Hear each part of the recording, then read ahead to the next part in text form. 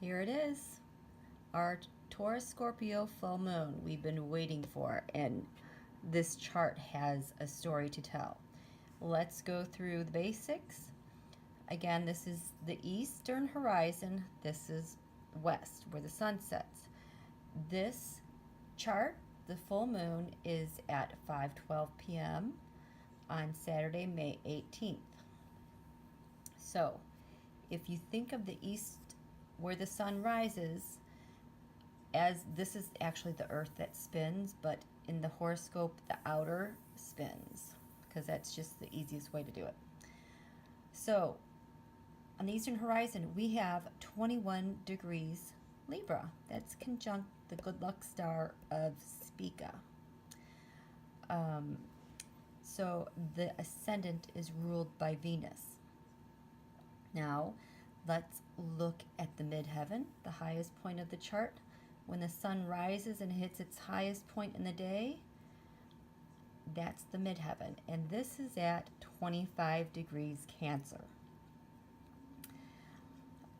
The sun is over here at 27 degrees Taurus in the 8th house. The natural ruler for the 8th house is Scorpio. So the moon then is below the horizon in the east. It still has like 2.5 hours or so before it'll rise above the horizon. That is also 27 degrees Scorpio in the 2nd house, and the natural ruler of that house is Taurus. So they're in each other's houses. So there's going to be a big play between the exchanges that they have going on for the rest of this upcoming week. This is a very stressful full moon for Donald for several reasons. First, we'll just start with the ascendant, with Venus ruling the ascendant. Venus rules the ascendant, and it is over here in the 7th house. The 7th house is usually ruled by Libra. So here, look at, we've got this mutual reception going too. The sun that's in Taurus is ruled by Venus. So we've got a lot of Venus activity going on. The midheaven here, 25 Cancer, guess what? That is Donald Trump's natal Venus. So his natal Venus is at the top of the chart, and that is going to be all that's bearing down on us in DC for the rest of the week. Isn't that crazy? On top, so his midheaven is squaring the ascendant and the descendant. And moreover, that Saturn and Pluto conjunction that has been tying up his money and driving him crazy, because Saturn is the planet of obstacles and delays. Think the devil. It is conjunct Pluto, which is intensity, destruction, life, death, rebirth, transformation. That is ruled by Scorpio. Think Judgment card. This is like a mountain, a volcano actually, because Saturn has to do with structure and volcanoes. Pluto is that explosive power.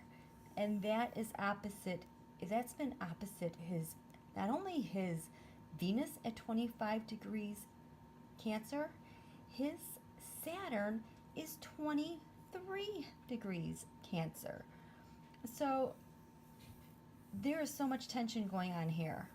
That's just going to keep playing out until January 2020, where they really collide.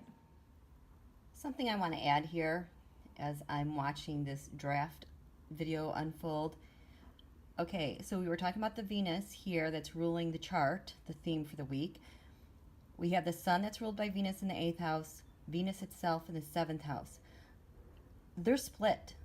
There is a definite split here. So the tone of Venus, how it behaves for the sun, is going to be different than the tone that it behaves for Venus as it's in the 7th house. So there's going to be more, because we have Aries on the descendant, there's going to be a lot of Mars energy angling and pushing at that Venus in Libra in the seventh house of other people, the opposition. So Donald's opposition is still going to be charging at and aggressively going after his money. But Donald can't really rescue it and spin his magic like he normally does, because the sun and his natal ruler, Mercury, are in the 8th house. So it's almost kind of like there's like this like a force field. Like he can't just go get it. It's harder because they're different in tone and in energy.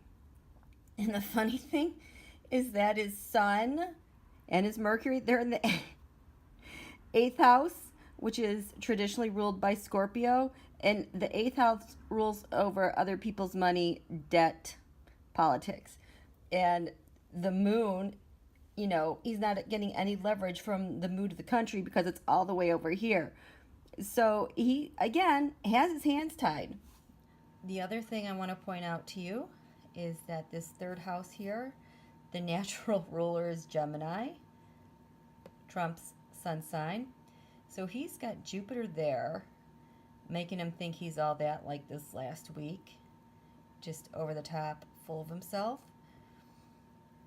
But now he's got Saturn and Pluto in the 3rd house on top of it. So this is going to feel like a straitjacket on him after this insane week that just happened.